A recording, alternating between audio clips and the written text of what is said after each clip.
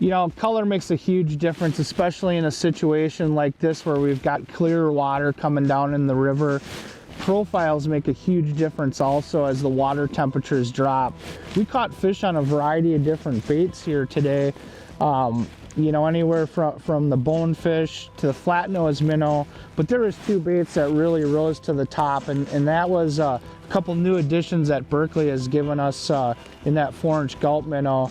That's the pyrite shiner and the blue shiner. Now, it really was no surprise that this blue shiner rose to the top out here. I mean, in the Great Lakes, there is no better color than blue and silver in my opinion. So it's always a color that I'm going to start with.